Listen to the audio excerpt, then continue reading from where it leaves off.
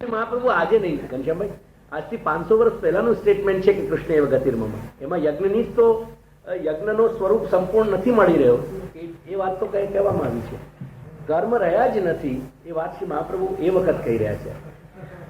અસલમાં આપ જુઓ તો તે એ વખતનું ટોટલ એ ડાયજેસ્ટ ન્યૂઝ છે. કૃષ્ણાશ્રય જે છે એ તે વખતનો ડાયજેસ્ટ ન્યૂઝ છે. જેને ડાયજેસ્ટ ન્યૂઝ કહો આપ એ પ્રમાણેનો ન્યૂઝ છે. જેમ આપની ટાઈમ મેગઝીન્સ અને જે ફોર્ટનાઇટની મેગઝીન્સ આવે છે ને, અને એનો ઇસ્યુ મૂક્યો અને એ વખતની કરંટ આખી સિચ્યુએશન આપની સામે આવી જાય તો કૃષ્ણાશ્રય ગ્રંથનું એક એંગલ તમે આ રીતે જુઓ ને તો એ વખતનો ટોટલી ડાયજેસ્ટ ન્યૂઝ છે. હું એને એ એંગલથી આપને જ્યારે કહો ત્યારે કૃષ્ણાશ્રયનું એક આખું વ્યાખ્યાન એ રીતે કરીને આપને સમજાવું કે એ વખતની કરંટ સિચ્યુએશનને મહાપ્રભુ કેવા પેનોરામિક વ્યૂ મેં આપી રહ્યા. જેમ મેઇન હેડલાઇન્સ હોય ને એવી રીતે કૃષ્ણાશ્રયનો દરેક એક શ્લોક હેડલાઇન્સ છે એ વખતના.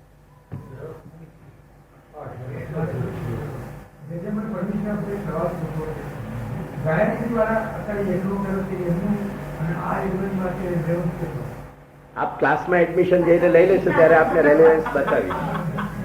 આઈ will certainly tell you the relevance. You are somehow trying to expect some answer from me, and I am somehow trying to see that you cannot expect any answer from me. No, that's, I mean, there could be different ways of putting up the things, but there are different ways and means also to deny the things.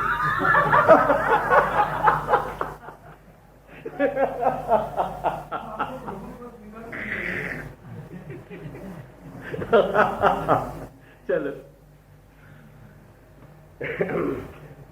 તો કે છે કે ઇતિ અનેન દેવતા રૂપત્વમ ભગવતઃ ઉત્તમ. અહીં દેવતાપણું વાસ્તવમાં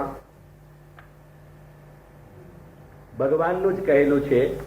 અતએવ એતાદૃશમ સ્વરૂપમ યાગસ્ય જ્ઞાત્વા યદિ કર્મ કુર્યાત. જો આ પ્રમાણે યાગની ભગવદ રૂપતા જાણીને, बेटा या तो संदर्भ देती हो आपने, त्वम क्रतुस्त्वम, इससे तो स्कंद का वाक्य पूरा सुना दो आप इनको, एक बार निकाल दो, ये निकाल दो आप. तो आ प्रमाणे जो संपूर्ण भगवत रूप जानीने जो याग करे तदा चित्त शुद्धि भवती, तो ज चित्त शुद्धि થઈ શકે, अन्यथा नहीं. અને યજ્ઞની તો એ અસલમાં મિથ્યાપણું બતાવે છે માયાવાદીઓ. માયાવાદી કહે છે કે કર્મનો વાસ્તવમાં પારમાર્થિક રૂપ કઈ સાચો છે જ નહીં. કર્મ જેવી કોઈ વસ્તુ છે જ નહીં.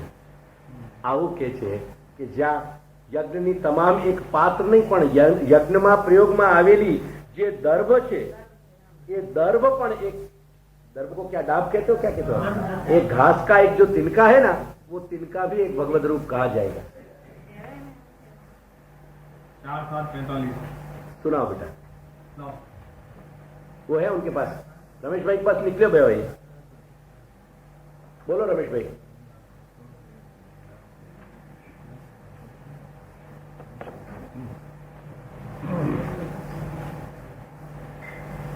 आप सुना दो बाबा.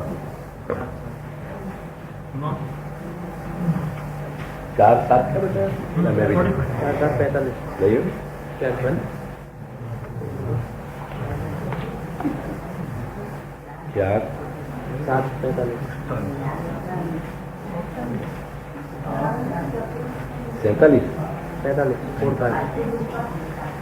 चुन्नू को पेन को और इन सब चीजों को बहुत शौक आता. पेन, घड़ी, कैमरा, पेम्पलेट का बहुत शौक था. ब्राह्मणा ऊंचू.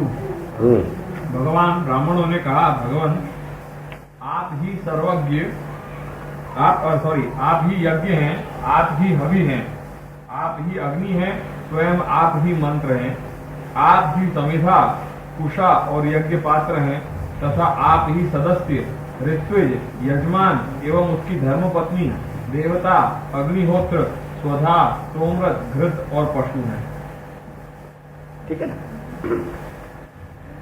तदा यज धातो देव पूजार्थकस्य भगवत पूजाई एव अर्थ इति अपिसिद्ध्यति.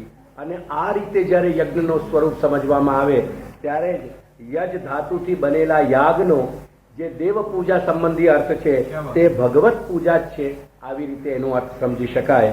ये तो एतादृश स्वरूपम अज्ञात्वा, જે લોકો આ પ્રમાણેના સ્વરૂપને ન જાણીને અને માયાવાદીનો વા અન્ય અવજાનંતી, જે એની અવગણના કરે છે, જે એને નથી ગણકારતા, એને પારમાર્થિક રીતે નથી સ્વીકારતા, તે ન ચિત્ત શુદ્ધિમ લભંતે, એ લોકોની ચિત્ત શુદ્ધિ કોઈ દિવસ થતી જ નથી. જેમને ચિત્ત શુદ્ધિ જ ન થતી હોય એમને બ્રહ્મજ્ઞાન તો બહુ દૂરની વાત છે. તેથી કહે છે કે ઇતિ યુક્તમેવ, તેથી વાત બિલકુલ યોગ્ય છે કે તેઓ જ્ઞાન નિષ્ઠા તેઓમાં છે જ નહીં. કેમ કે જ્ઞાન નિષ્ઠા ત્યારે જ કહેવાય કે જ્યારે સર્વજ્ઞતા થાય. સર્વજ્ઞતા ન પ્રતીત થાય, તેજોમયતા ન પ્રતીત થાય તો એ જ્ઞાનની સ્થિતિ સ્વીકારી શકાતી નથી. આ પ્રમાણે આજ્ઞા કરે છે શ્રી મહાપ્રભુ કે યજ ધાતો, પ્રકાશમાં કહું છું હવે ઉપર 56મા પાના, યજ ધાતો ભગવત પૂજાર્થસ્ય, યજ ધાતુના ભગવાનની પૂજા માટેનો જે વિધાન કરેલો છે તે સ્વરૂપ અજ્ઞાનેન વૃથા કરણાત, એ સ્વરૂપના અજ્ઞાનના કારણે યજ્ઞના સ્વરૂપને, કર્મના સ્વરૂપને એ માયાવાદીઓ નથી જાણતા. તેથી એ માયાવાદીઓ કર્મ અને યજ્ઞને પારમાર્થિક રીતે સ્વીકારતા નથી, અને પારમાર્થિક રીતે સ્વીકારતા નથી. તેથી એ વાસ્તવમાં એમની દૃષ્ટિએ એ એક વૃથા પ્રયોગ થઈ જાય છે, અને તેથી એ જ્ઞાનનું સ્વરૂપ સિદ્ધ થતું જ નથી. માયાવાદી એવી જ રીતે એ લોકો જેમ જ્ઞાનના સ્વરૂપને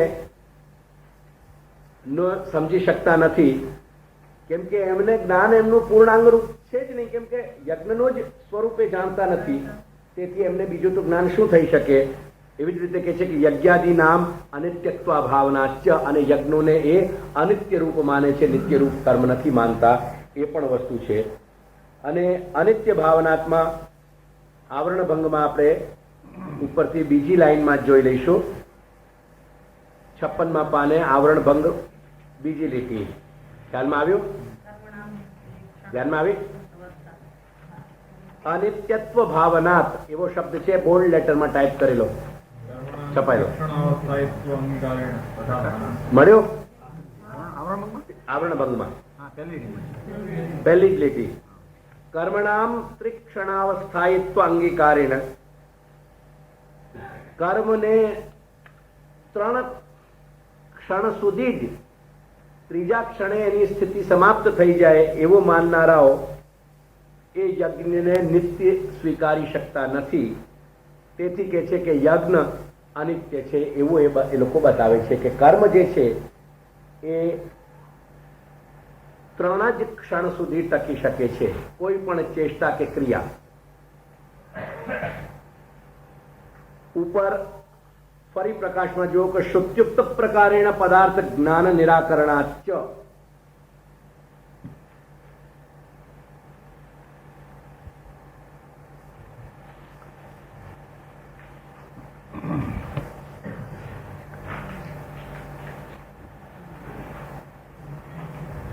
અને શ્રુતિનો જે સાચો અર્થ છે, શ્રુત્યુક્ત પ્રકારેણ, શ્રુતિએ બતાવેલો જે સાચો પદાર્થ છે એ પદાર્થના જ્ઞાનનું તેઓ નિરાકરણ કરે છે. એટલે કે એ તેઓ આ માયાવાદી વગેરે લોકો શ્રુતિમાં બતાવેલા અર્થના પ્રમાણે પદાર્થનું જ્ઞાન સ્વીકારતા નથી, પણ તેઓ પોતાની રીતે પોતાના બુદ્ધિગત જે અર્થો છે એ બુદ્ધિગત અર્થોથી શ્રુતિના અર્થો કરી અને શ્રુતિમાં બતાવેલા પદાર્થોના અર્થ કરવાના પ્રયાસ કરે છે. બીજા શબ્દોમાં શ્રુતિમાં બતાવેલા જે રીતે પદાર્થો છે તેનો અનર્થ કરવાનો પ્રયાસ કરે છે.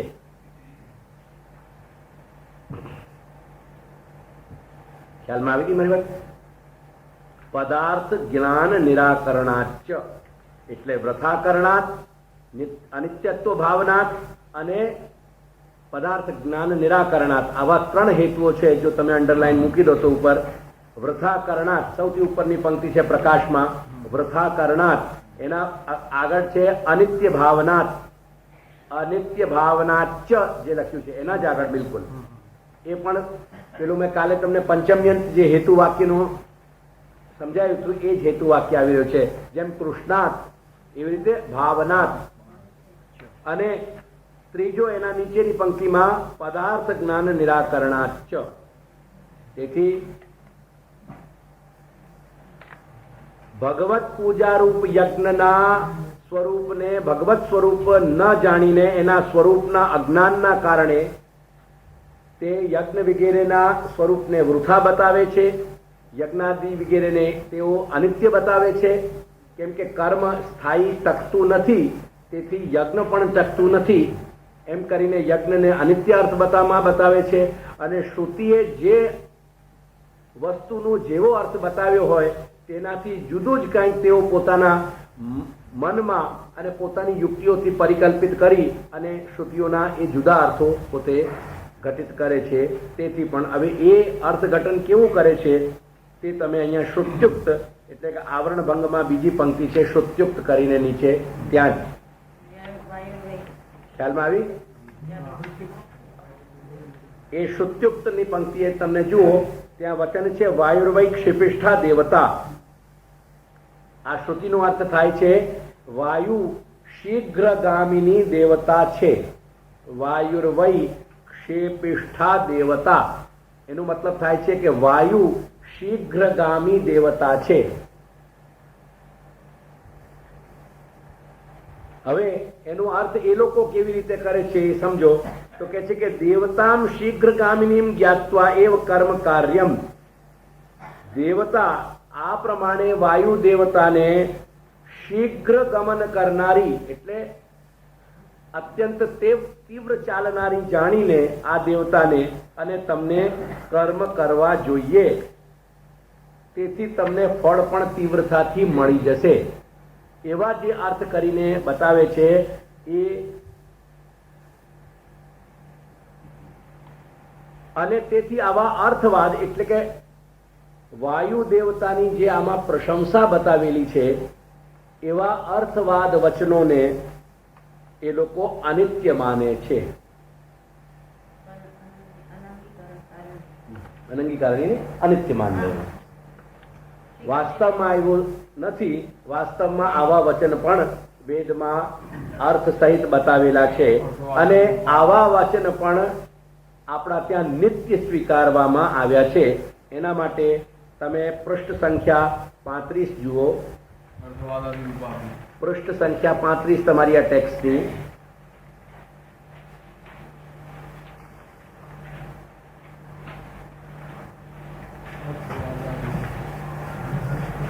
એમાં શ્રી મહાપ્રભુએ પોતે મુખારવિંદથી કંઠોક્ત આજ્ઞા કરી છે 35મા પાના ઉપર પ્રકાશમાં કે અર્થવાદાદિ રૂપા અપી.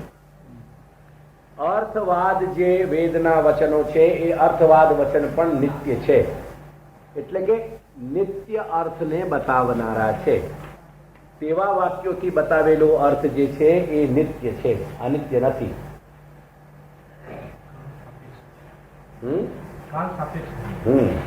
ઠીક છે. ચાલો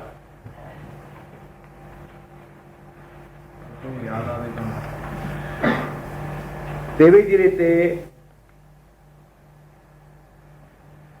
તેઓ કે છે કે તેથી મહાપ્રભુ આજ્ઞા કરે છે કે અતો યાગાદિકમ અપી કૃત્વા લુબ્ધા એવ ભવંતી. તેથી યજ્ઞ વગેરે પણ કરીને તેઓ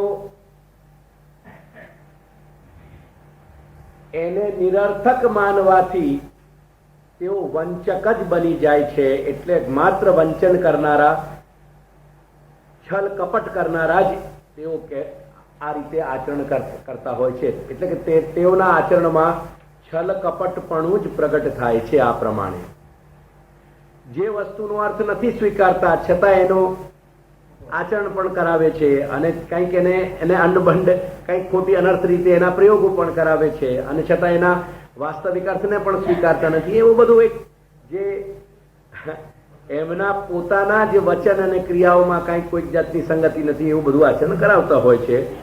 તે કહે છે કે આ પ્રમાણે એ લોકોની શુદ્ધિ, ચિત્ત શુદ્ધિ કદીએ થતી નથી. ત્યાં કે છે કે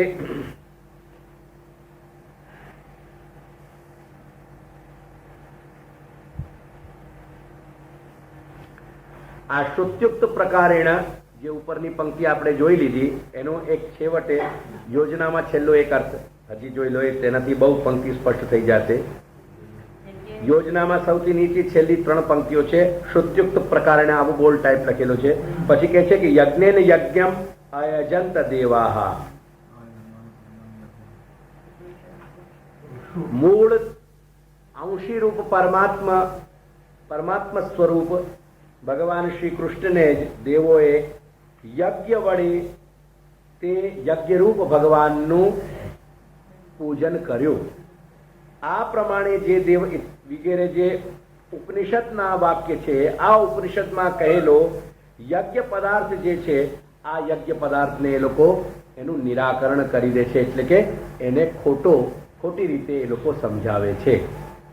તેથી કેમ કે તેષામ મતે, આ પંક્તિ અંડરલાઈન કરી દેજો, તમને સમજવામાં બહુ સહાયભૂત થશે કે તેષામ મતે હિ આ માયાવાદી અને મીમાંસક વગેરે એટલે પૂર્વ મીમાંસા વાળા, જે મીમાંસાનું સાચો અર્થ લેવામાં થોડાક અસમર્થ રહે છે એવા, અને બીજા જે માયાવાદીઓ જેવા મત જે ધરાવનારા છે તેઓ બધા સર્વસ્ય અપી અજ્ઞાન હેતુકત્વાત, એ કોઈને પણ આ દરેક વસ્તુને અજ્ઞાનનું કારણ માનીને, એટલે આ બધું જે કંઈક મનુષ્ય કરે છે એ અજ્ઞાન અવસ્થામાં કરે છે, જ્ઞાનીને આ બધું કરવાની જરૂરિયાત રહેતી નથી એવું જે બતાવનારા લોકો છે તે કહે છે કે આ બધું અજ્ઞાન હેતુ છે થી થઈ રહ્યું છે અને કરી રહ્યા છે લોકો.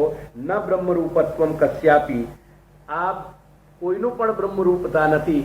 એવી રીતે દરેક પદાર્થની બ્રહ્મરૂપ પદાર્થની પણ બ્રહ્મરૂપતાને જે નિષેધ કરે છે. તેથી આ પ્રમાણના જ્ઞાનથી, એટલે કે એકંદરે અજ્ઞાનના કારણે એમની ચિત્ત શુદ્ધિ થતી નથી.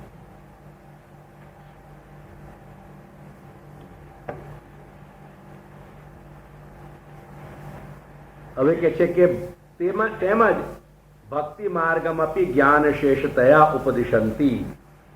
આ લોકો જેમ જ્ઞાનને નથી સ્વીકારતા, કર્મને નથી સ્વીકારતા, ત્યારે એવી જ રીતે ભક્તિને પણ નથી સ્વીકારતા.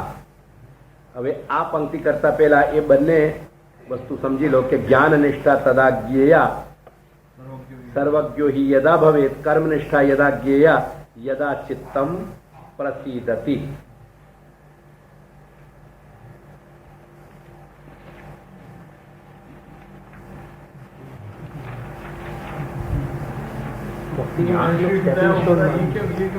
क्या बेटा?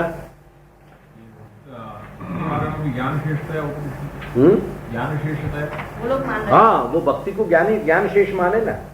वो कहेंगे सच्चे ज्ञान की उत्पत्ति के लिए जो निष्ठा श्रद्धा रूपी भक्ति है वो जरूरी है. वहाँ अंगी ज्ञान, वहाँ भक्ति वो श्रद्धा को कह रहे हैं, श्रद्धा को भक्ति बता रहे हैं इस तरीका से.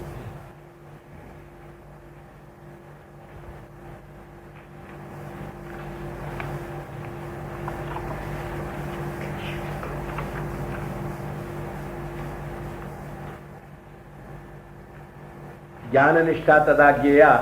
જ્ઞાન નિષ્ઠા ત્યારે જ જાણવી જોઈએ કે જ્યારે મનુષ્ય સર્વજ્ઞ થઈ જાય, એને સર્વજ્ઞપણું અને તેજસ્વીતા એમાં પ્રગટ થાય ત્યારે જ્ઞાનની સ્થિતિ સમજવી જોઈએ.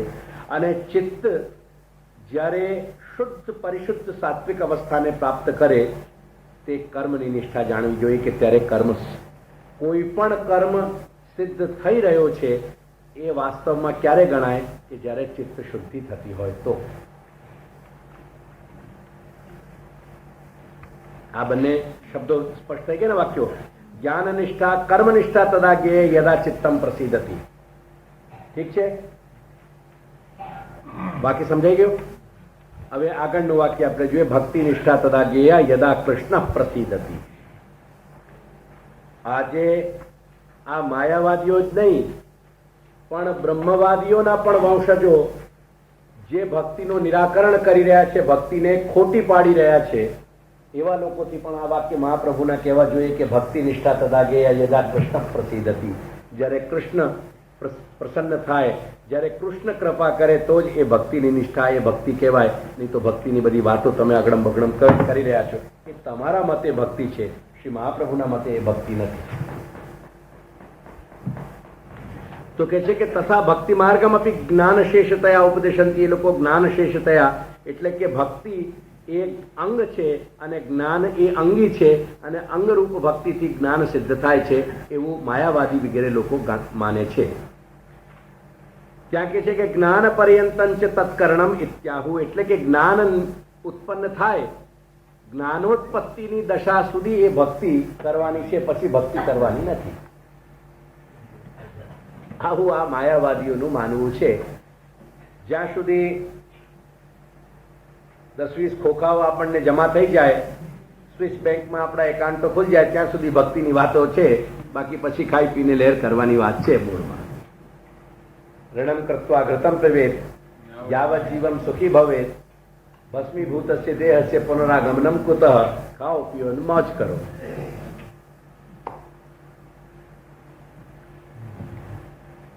ત્યાં કે છે કે ભાવના કલ્પિતત્વમ વિષયસ્ય આહુઃ. એ કે છે કે ભક્તિનો જે વિષય છે, જે પણ જે તે દેવતાની જે ભક્તિ થઈ રહી છે એનો જે વિષય એટલે કે એ દેવતા રૂપ જે વિષય છે ને એ મનનું માત્ર કલ્પન છે, એટલે કલ્પના માત્ર છે. વાસ્તવમાં એવી કોઈ સ્થિતિ છે નહીં એવું એ લોકો બતાવે છે.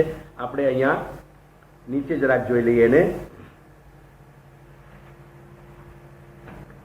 આવરણ ભંગમાં કે છે કે એવમ એવ આ પ્રમાણે તદુક્ત રીત્યા એ માયાવાદી વગેરેઓના કયા પ્રમાણે ભક્તિ અપી અપ્રયોજિકા, ભક્તિ નું પણ કોઈ પણ જાતનું પ્રયોજન હોતું નથી આવું બતાવી રહ્યા છે ભક્તિ માર્ગમ આ શબ્દથી.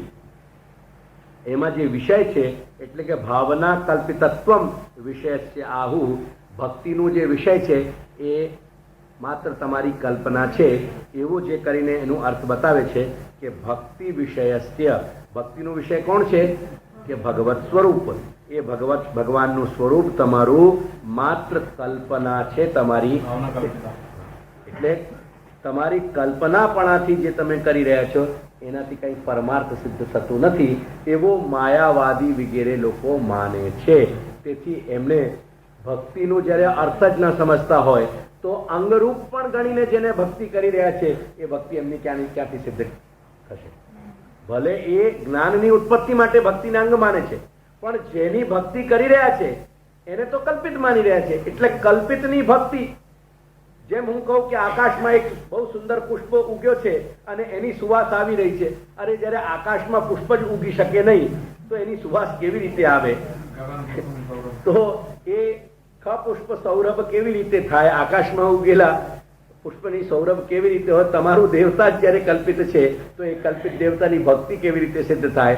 અને જ્યારે ભક્તિ સિદ્ધ ના થાય તો એનાથી જ્ઞાન તમારું ક્યાં સિદ્ધ થાય? એટલે કલ્પના વત્તા કલ્પના ઇઝ ઇક્વલ ટુ કલ્પના.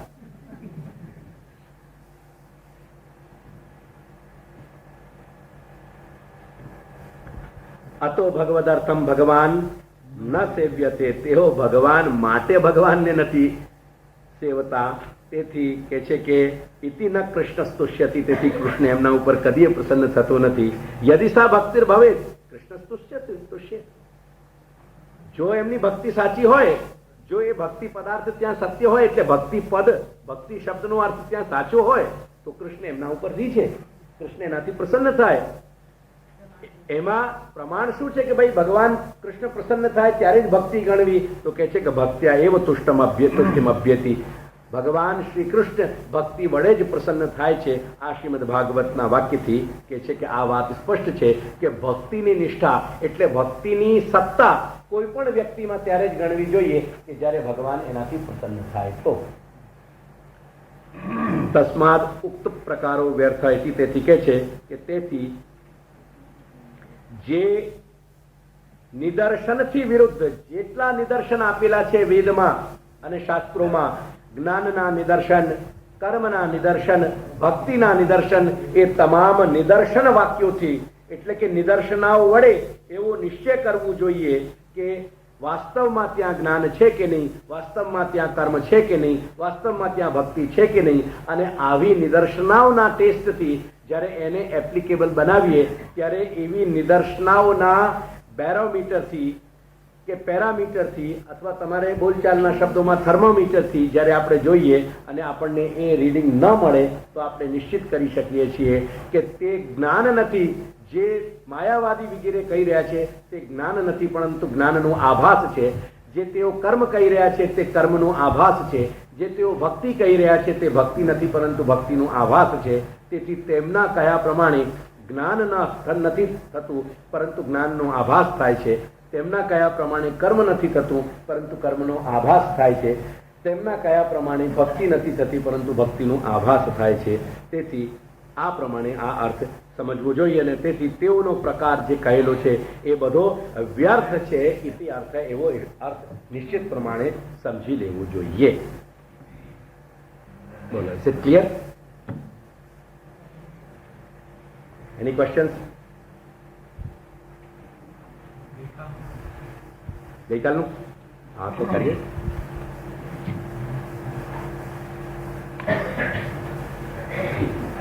તો મુહાર ભગવાનની જે બુદ્ધની જે આમાં પ્રયોજન ફક્ત મોહ કમાડવાનું છે. સત્પુરુષોને પીડા કરે એવા લોકોને મોહ કમાડીને દૂર કરવાનું છે. आप वाक्य निकालो, दैत्य व्यामोनार्थम, तब इनकी बात समझ आई.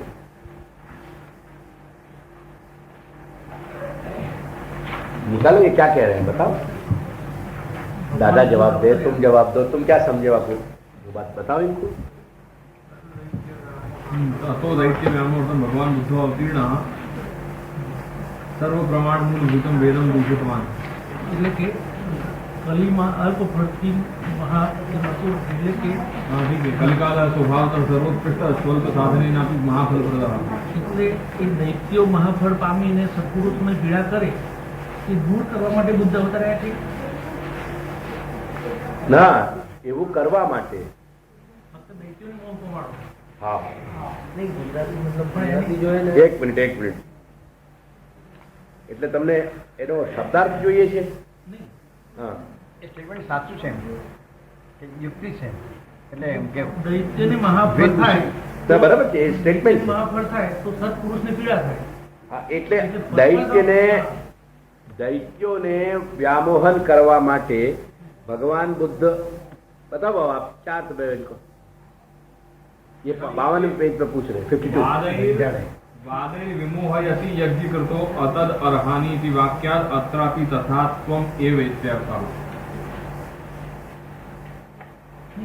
એટલે કે એ જન્મ એટલે બુદ્ધ રૂપે જન્મનો અર્થ વ્યામોહન માટે છે. વ્યામોહન છે. એનો ઇનડાયરેક્ટ બેનિફિટ એવો ગણાય ને કે સત્પુરુષોને वो પીડા ન થાય, अनुक्रमणिका दे दीजिए. પેલા નીકળી જાય. સત્પુરુષોની जगदीश, પીડા ન થાય. अनुक्रमणिका इंडेक्स भागवत. જે દૈત્યો છે એ દૈત્યો આ વિટંબણમાં પડી જાય એટલે સત્પુરુષો એમને મુક્તિમાંથી આગળ વધી શકે એવું કઈ અર્થ લઈ શકાય? ना, એ તો ગુજરાતીમાં અનુવાદ આમાં તો એવું જ છે. આમાં તો એવું જ છે. ગુજરાતીમાં એનો અનુવાદ वो आप એ જો मोबाइल કલિકા से સ્વભાવ તો સર્વત્ર आपको वाक्य संभળાવો भले. શું છે? સાર આપવું છે આમાંથી નથી. આનું શું થાય ગુજરાતીમાં થઈ ગયું તો? હા, મને વાંચીને સંભળાવો ને.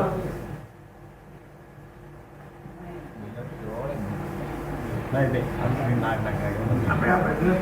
ના ના, એ ગુજરાતીનું વાંચીને સંભળાવો. હા. અલ્પ એક મિનિટ.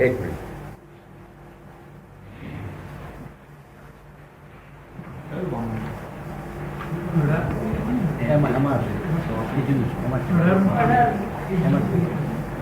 ના ના એ કેવું છે? 18 પેજ નંબર 18 અને અઢી લીટી પછી અલ્પ કર્મ અલ્પ કર્મથી દૈત્યોને મહાફળની પ્રાપ્તિ થતા તેઓ સત્પુરુષોને ઘણી પીડા કરે. કરે આવા પ્રકારનું પરિણામ અટકાવવા માટે એટલે so to prevent them disturbing this people. Keeping them away.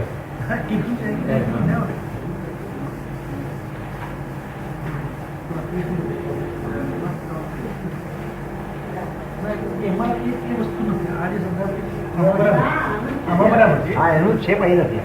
આ સુરતથી પબ્લિક અર્થ પ્રેઝન્ટેશન જુદું છે. તમારી પાસે બંને પ્રેઝન્ટેશન જુદું છે. પ્રેઝન્ટેશન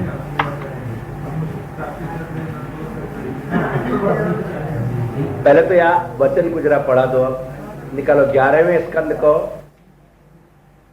मैं वही देख 11, 5, 22 इनको पढ़वा दो। 11, 5 22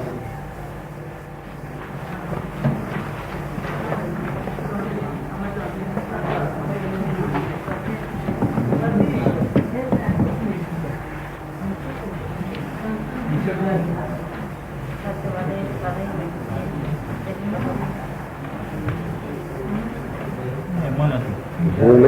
એમાં ના હોય આ એવું અનુવાદમાં નથી, આ અનુવાદમાં છે. બે અનુવાદ પાછા જુદા જુદા છે. છે ને? ગુજરાત આપણને જે આપ્યું છે એમાં નથી. હા, એમાં નથી. આપણને જે ગુજરાતી આપ્યું છે એમાં એવો ભાવ નથી. તો જે બીજું આમાં- કયું છે એ મને બતાવો, એ મને દેખાડો. આપની પાસે કયું છે અનુવાદ?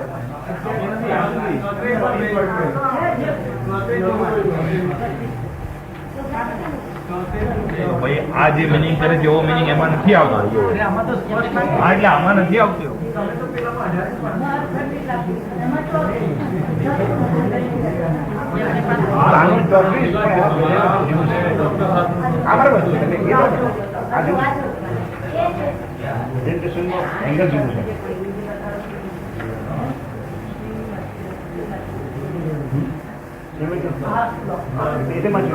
લાવ મને આપો ને, હું જોઈ લઉં.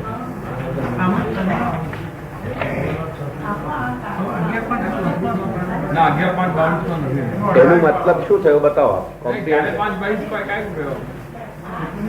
આમાં નહીં है वो। 11, 25, 22 बाबा वाह, आप बस बराबर है, मैं आपको बता रहा आप 5 बोल गए। हूँ, तुम समझाओ, बताओ अगर समझा सकते हो।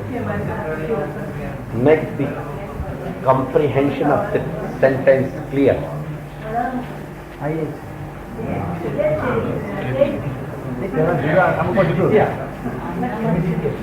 ये दो पंक्ति मैंने जोड़ी તમારી પાસે એ જ છે તો કરીને બતાવો ને અર્થ. બરાબર નહીં. બસ બોલે કે એને ગુજરાતી અનુવાદ એવો કર્યો છે. એક minute please, order order. Gujarati બાબા पहले 11, 25, 24 सुनाओ बेटा। 11, 25, 24 11, 4 अरे मैं बोल रहा हूँ कि आगे पीछे जा रहा हूँ। मेरे ऐसे है कि ये यहाँ में नहीं और वहां में नहीं, मैं यहाँ में और वहां में सब दोनों में है। ये हो रहे हो। 11, 4 निकालो आप। 11, 4 यहाँ में ये वाले कौन सा है? 11, 4, 25 अरे भाई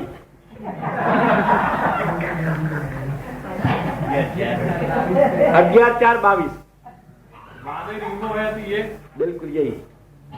अब मैंने वो लिख दिया, मुझे मिटाना पड़ेगा और फिर वहाँ दोबारा लिखना पड़ेगा। करेक्शन पेन ले आएंगे बेटा, अपन ऊपर है। गलती यहाँ वहाँ रखी है।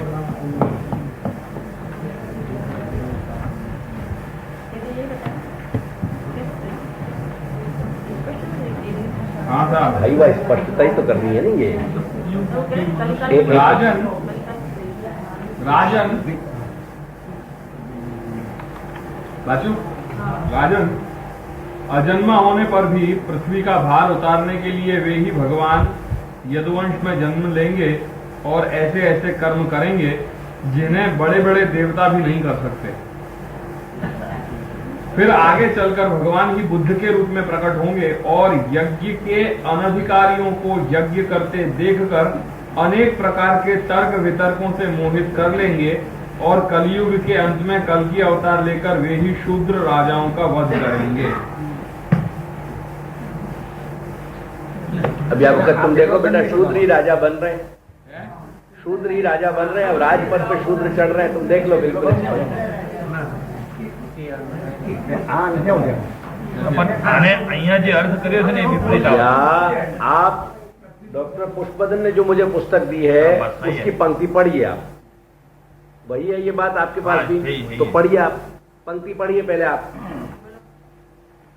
ગયા શ્લોકમાં બતાવ્યા પ્રમાણે ભક્તિ માર્ગ ઉત્તમ છે તેમ છતાં સર્વ લોકો તે માર્ગમાં કેમ પ્રવૃત્ત થતા નથી તેના ખુલાસામાં નીચે પ્રમાણે કહેવામાં આવે છે.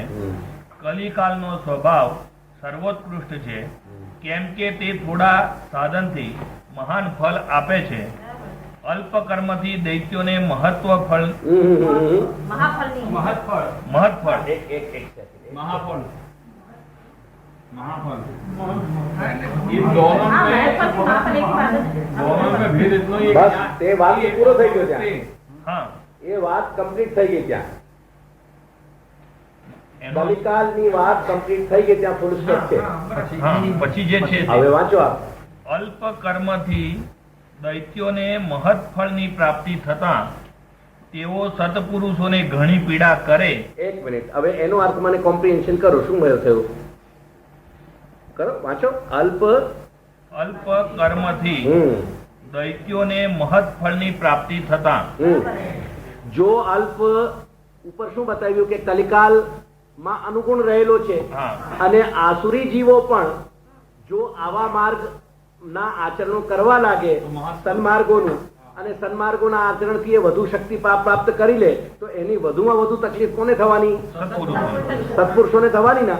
ધેરફોર બુદ્ધાવતારથી એવા તમામ જે આસુરી જીવો છે, પ્રવાહી જીવો છે, એમના બિલકુલ ઊંડે રવાડે ચડાવી દેવામાં આવે છે. પણ એટલે અર્થ એ થયો ને કે ફક્ત આવા જે દૈત્યો હતા એમને જ આ સાચા માર્ગે ના આવે રવાડે ચડાવવા માટે જ આ મોહિત- હા હા બરાબર છે. બસ, બરાબર અમારે એ જ જોઈતું. બસ બરાબર છે, એ જ બરાબર. અને વાસ્તવમાં આવાઓ માટે અગર ના જો કરી- આ અર્થ સમજી જવાય તો એ વાત પણ સમજી જવાય કે આપણે ખૂન કોના માટે બાળી રહ્યા છીએ. બીજી વાત. બીજો મારો પ્રશ્ન મારો તર્ક છેલ્લા 20 વર્ષમાં કે 15 વર્ષમાં જે હતો, જે જગદીશ કદાચ આજે રિયલાઇઝ કરે છે, એ આજે આ પંક્તિથી જગદીશને વધુ સમજમાં આવશે. અવિચારી દાન મત કરો.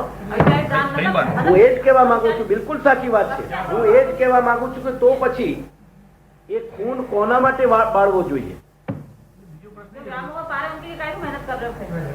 डॉक्टर साहब ये अपने ऊपर आ रहा है ये प्रश्न तो है પછી हमारे- ये- नहीं नहीं, अपने ऊपर नहीं, आई मीन इट.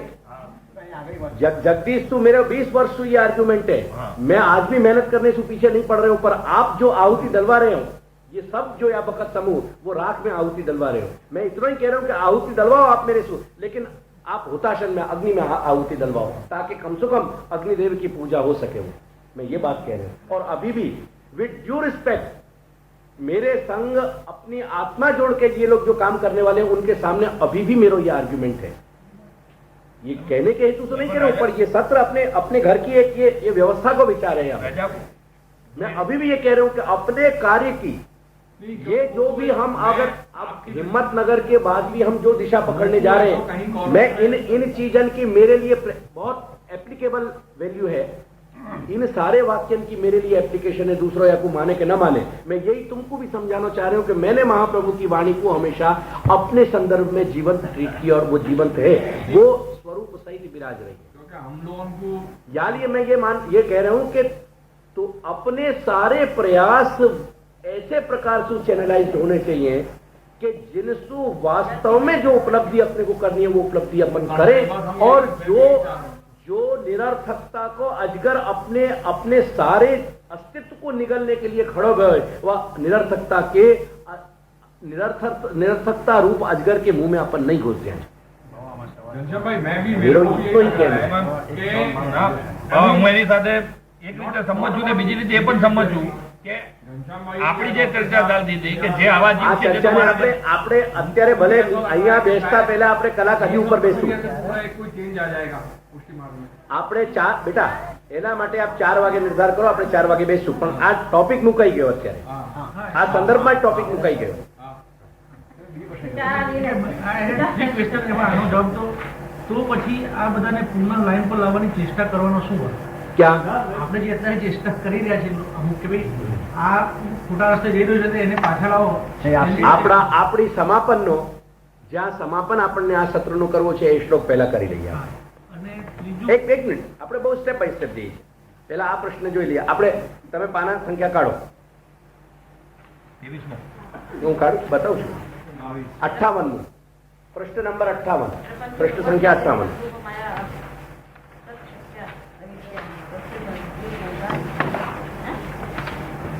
वाह क्या बात है डॉक्टर पुष्पवदन को प्रश्न शब्दशः, अर्थशः नहीं, शब्दशः. चेतन मत अविद्या है. एतन मतम अविज्ञाय सात्विका अपि वैहरि मतांतरहि न सेवन्ते तदर्थम हि एष उद्यमः. અને એની એ શ્લોકને પછી કરશું, પહેલા એની વ્યાખ્યા જોઈએ આપણે. નનુ એતદ ઉભયમ પૂર્વમેવ વર્તતે. ખ્યાલમાં આવ્યું? આ જે કંઈક પણ ઉપાયો બતાવી રહ્યા છો એ તો પહેલાથી પણ અહીંયા છે જ.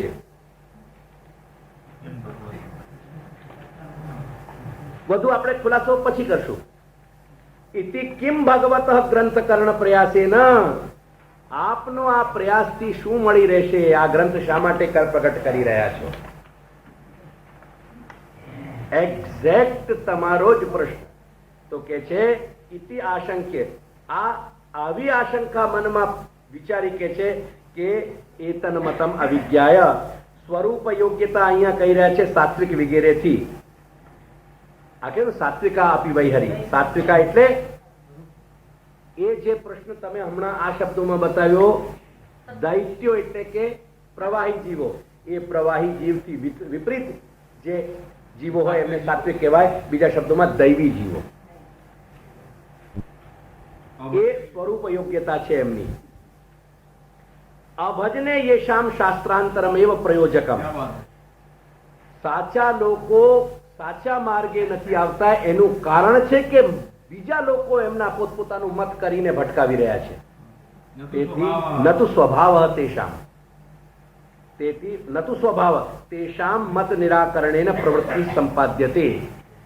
એ લોકોની, એવા જીવોની, તેઓની ભ્રાંત ધારણાઓને દૂર કરી અને એમને સાચા માર્ગે લાવવાનો પ્રયાસ કરી રહ્યા છીએ.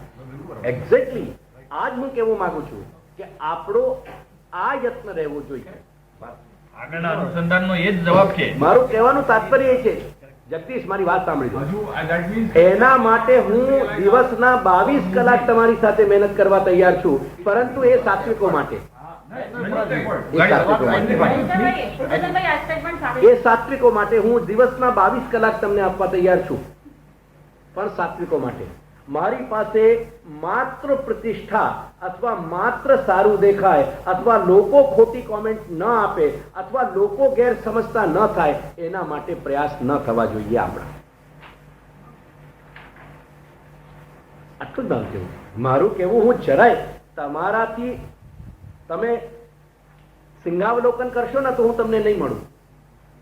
કેમ કે પાછા વાળીને જોશો ને તો તમને હું નહીં મળું. કેમ કે હું તમારાથી એક સ્ટેપ આગળ છું.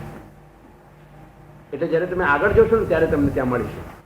કહેવાનો તાત્પર્ય કે જે તમે કરવા માંગો છો જે કહેવા માંગો છો એનાથી હું એક સ્ટેપ આગળ છું, એક સ્ટેપે પાછળ નથી. હું તમારી સાથે જ છું. બલકે આવા ઉદ્દેશ્યમાં તમે એક સ્ટેપ પાછળ રહેવા માંગો છો ને, તેથી હું પકડીને તમને આગળ લાવવા માંગુ છું ને. આ સત્ર, આના જ મારું આ ઉદ્યમ છે, આ પ્રયાસ છે, એનો જ એક અંગ છે. એનો જ એક અંગ છે કે આપણી દિશામાં પ્રગતિ જે કરવી છે એ પ્રગતિનો માર્ગ અને પ્રગતિનો પ્રકાર અને પ્રગતિનો ઉપાય એ બધું મહાપ્રભુની ગ્રંથોમાંથી શોધવાનું છે. આપણે આપણી લૌકિક બુદ્ધિથી સોચવાનું, વિચારવાનું નહીં. જો લૌકિક બુદ્ધિથી વિચારશું તો એ આપણો માર્ગ નથી. પછી એટલે કે શ્રી મહાપ્રભુનો માર્ગ નથી. And then I am not ready to work. તો મેં હું કામ કરવા તૈયાર નથી. કોઈ પણ મૂંઝવણનો ઉકેલ હું શ્રી મહાપ્રભુના ગ્રંથોમાંથી જ શોધવા અને એના ઉપર કાર્ય કરવા અને એને જીવનમાં ઉતારવા માટે કટિબદ્ધ છું, સંકલ્પબદ્ધ છું, શ્વાસબદ્ધ છું. બાકી તે સિવાય બહારથી કંઈ આવતું હોય એ મને પોષાય નહીં. એ બધા ઉપાયો આમાંથી જ નીકળવા જોઈએ. અને એનું એક જ ઉદાહરણ આપીશ કે હું ટકી રહ્યો છું એ શ્રી મહાપ્રભુના વિવેક ધૈર્યના આશ્રયના વચનથી ટકી રહ્યો છું. બસ. તેથી હું એવું કહેવા માંગુ છું, હું કંઈ મારું સામર્થ્ય નથી કહેવા માંગતો. મારું કાંઈ સામર્થ્ય નથી. એમના ચરણારવિંદમાં એમને સ્થાન આપ્યું છે, બસ એટલું જ મારું સામર્થ્ય છે. પરંતુ હું એટલું જ કહેવા માંગુ છું કે હું જે કંઈ પણ મારા જીવનમાં શોધવાનો પ્રયાસ કરું છું એ શ્રી મહાપ્રભુની વાણીમાંથી શોધવાનો પ્રયાસ કરું છું. મારો જે કંઈ પણ રેડિયસ છે એ શ્રી મહાપ્રભુની વાણી છે. અને હું એટલી જ તમને રિક્વેસ્ટ કરીશ કે do not kindly drag me out of that radius, because I will not survive if it is done.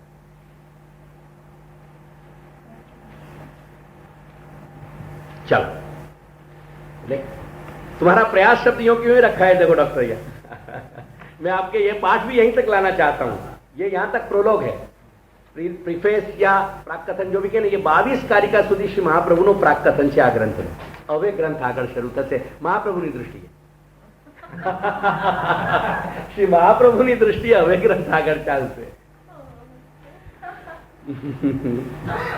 और तीसरा प्रश्न क्या था? तीसरा प्रश्न है का प्रमाण तो मिल गया बाबू वो तो है कि बहुत सारे प्रमाण हैं, पुराणों के सारे दिए, पद्मोत्तर और बहुत सारे पुराण। जैसे वो बड़ा पुराण सबका दिया तो बुद्ध जन्म का प्रमाण भागवत से ऐसा बस अपन मांग से हो जाए ना तो आनंद आ जाए। ये माँ बेटे जब ऊपर जाते हैं ना तो एक दूसरे से प्रमाण मांगते हैं, तो मुझे आनंद आ जाता है कि बस ये सत्र का प्रभाव हो रहा है।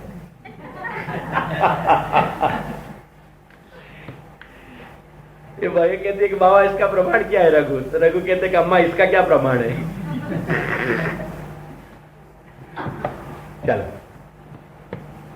मैं ये भी चाह रहा हूँ कि एक बार अपना ये सत्र हो जाए ना, फिर यही इसकी तैयारी के दृष्टि से कर्म मार्ग के जितने भी वाक्य हैं उनकी व्यवस्था, ज्ञान मार्ग का पूरा क्लासिफिकेशन और भक्ति मार्ग का क्लासिफिकेशन, सारी 22 कारिकाओं में से वो कारिकाओं जो प्रकाश की भैया उनको क्लासिफाई करके कर्म मार्ग की पूरी एक अलग व्यवस्था, ज्ञान मार्ग की व्यवस्था और भक्ति मार्ग की व्यवस्था, उसको हम तीनों मार्गों को अलग अलग क्लासिफाई करके पूरा एक चार्ट में इन्हीं में से वाक्य ढूंढते हैं कि भाई ज्ञान में क्या बताया है, कर्मों की व्यवस्था कैसी बताई है, उनके उदाहरण क्या है। सारा कर्म का एक पूरा एक चार्ट अलग हो जाएगा, ज्ञान का पूरा अलग चार्ट हो जाएगा और भक्ति का पूरा। एग्जैक्ट यही प्रश्न डॉक्टर पिछली 3 कारिका आएंगी ना आगे की, जो इस 22 के पहले 22, 21 और 20, वो प्रिसाइज वही प्रश्न हिट किया है महाप्रभु ने। महाप्रभु कहते हैं कि वेद के वाक्य और वेद के वाक्यों का अर्थ श्री कृष्ण की वाक्यों के अनुसार, गीता के अनुसार, बस यही ब्रह्मवाद है। उसके अलावा सब कुछ अंडबंड है, सब कुछ भी प्रामाणिक नहीं है। और इसलिए प्रश्न करते हैं कि जब ये दोनों ही सिद्ध हैं, सामने ही रखे हुए हैं, फिर तुम्हारे प्रयास की जरूरत क्या है? तो कह रहे हैं कि प्रयास किस लिए जरूरत है? वो सामने रखा है लेकिन वो दिख नहीं रहा है। मैं सिर्फ आंखों की ट्रीटमेंट करना चाहता हूं कि वो दिखने लग जाए, दैट्स ऑल।